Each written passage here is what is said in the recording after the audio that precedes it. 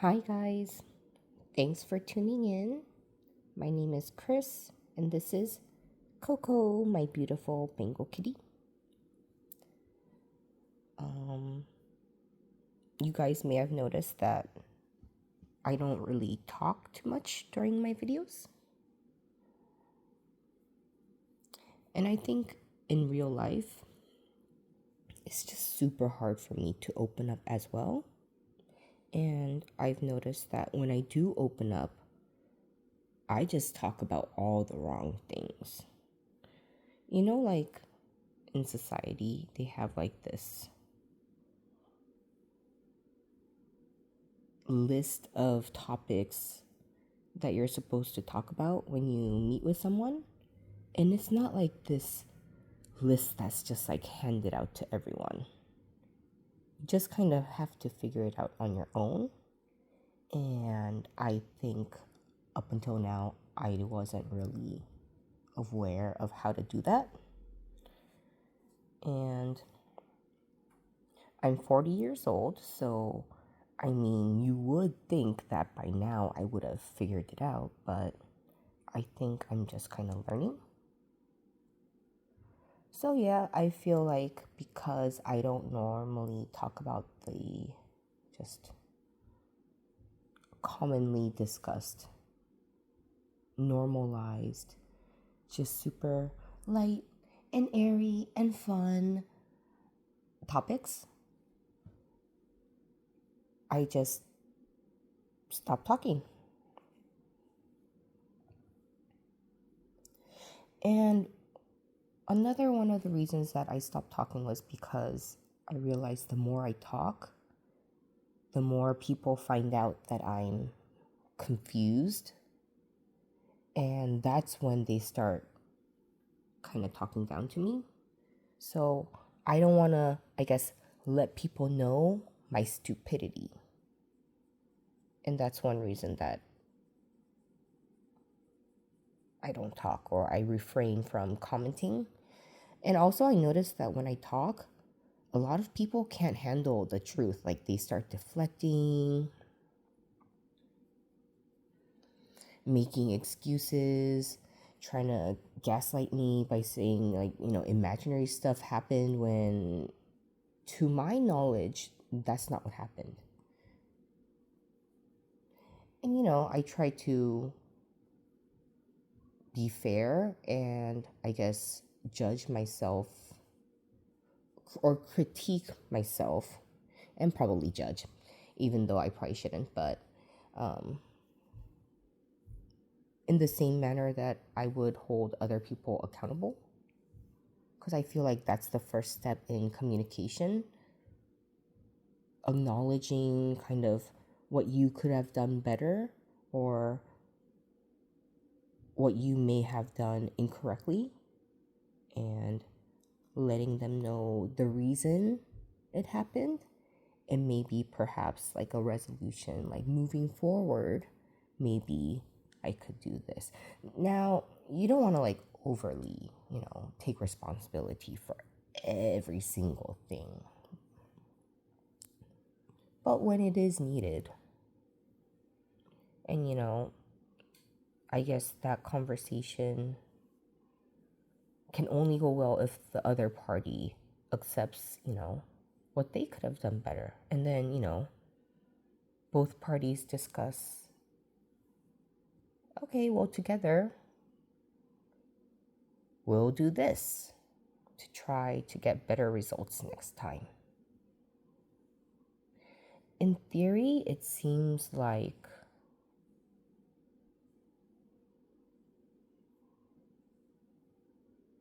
it'll go well, but I think in the moment when emotions start getting involved and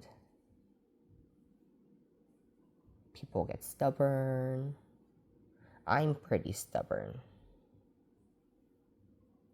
Yeah. And I think in the moment when you're just like so angry or feeling defiant, feeling defensive,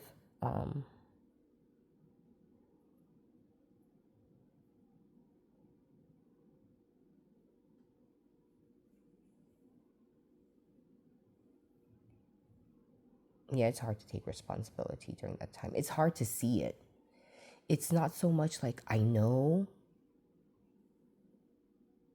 it was my fault.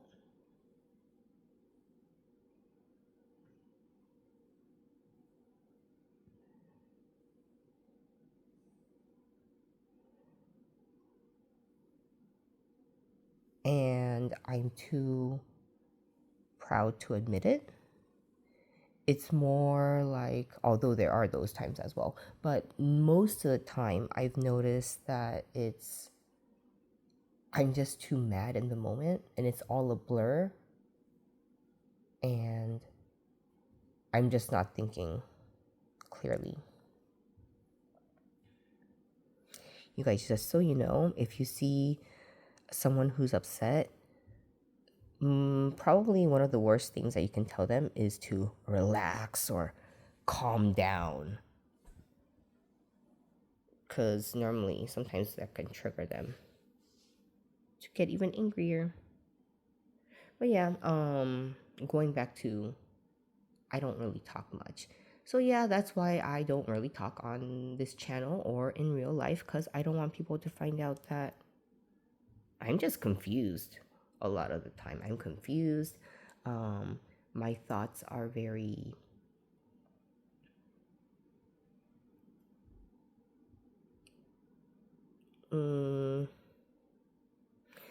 I guess I can think of it like or describe it as like a tree. It just keeps on branching out.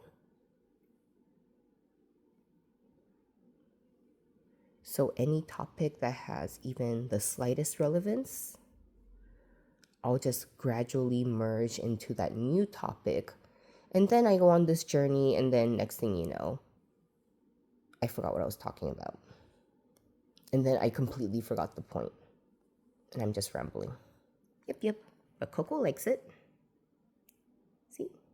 She's super relaxed now. So yeah. I am trying to open myself up a little bit more. I am trying to talk more at work and in personal relationships. I think up until now, I have kind of guarded myself because I want to protect myself. I don't want to get hurt. I don't want people to find out who I truly am when I do talk. And it's just like, oh no. What's going on? Because there's just so many thoughts. I've read, because I am an INFJ. INFJs, they kind of have to refrain from speaking all of their thoughts because most of the time, for most people, it's just too much to handle. Like the depth.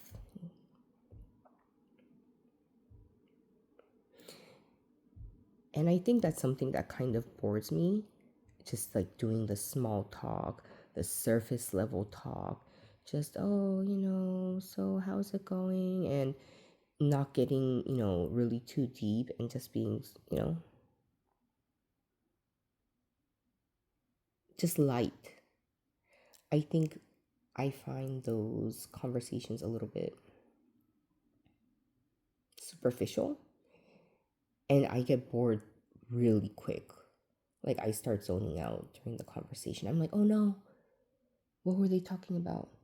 Wait, what was I talking about? Oh, why is talking so hard? And Coco's like, talking's not hard. I talk all the time. Yeah.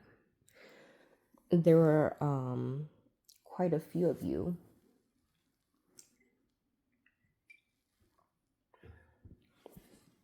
who were surprised when I said that Coco used to be shy.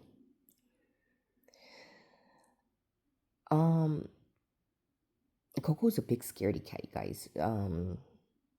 Any stranger or any slight sound, she goes running under the bed. And a while back, my previous romantic relationship was quite not safe. So it was a very hectic environment for Coco. So she didn't feel safe. So she would hide under the bed. And she had this notion in her mind that all men are super just like violent. They raise their voices whenever they can't get their way. And just, that was all she saw since she was a kitten. So she didn't really come out much. I barely saw Coco. I guess rather than shy, the correct word would be timid.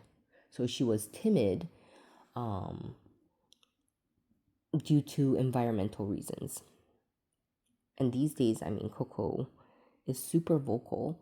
So I think that just goes to say that it's really important to take care of yourself, And I know we're all like, oh yes, we need to take care of our cats and blah blah blah. And of course that's important. We should always do our best to take care of our furry friends. But once our own mental health starts kind of being put on the back burner, I think, and you're not kind of able to realize that you're in an unsafe environment and that you do need to get out, and you're not able to see that, then those consequences do affect your cat as well, or your pets, because you need to be in a safe environment for your cats to be in a safe environment. And this is not to say that oh no, all men, or whenever something bad happens in a relationship, it's the man, because they're the angry ones. There are a lot of toxic, manipulative, women as well. And it's actually, I think, worse when a man is being put in an unsafe situation by a woman, because that's what I saw growing up. My parents were like that. Not to say that, my dad was like a saint, but my mom was like just almost like when things escalate, it's like unhinged. And it's even harder. I mean, talking about, this kind of stuff when you're in it is just super duper hard, because, it's your romantic partner. It's the person that, you're with. So it's super hard to talk about. But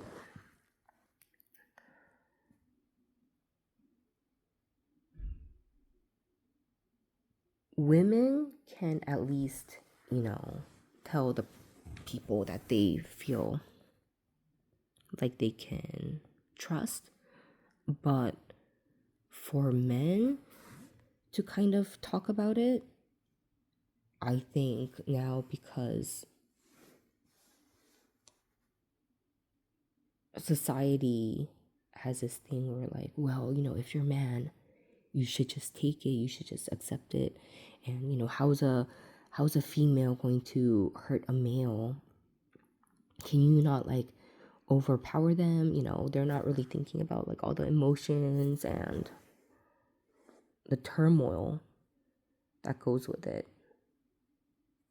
So, I mean, it can happen to any gender, and it can happen to anyone, even like the people that you feel are like super strong. I don't know. They could be needing help as well. But yeah, Coco is definitely not shy anymore, not timid, not feeling scared. She's doing super well. I'm doing super well. And just the way that Coco is so relaxed and always ready to talk about her feelings, it means that she feels safe, she feels good, and yeah, it shows in our behaviors. So yeah,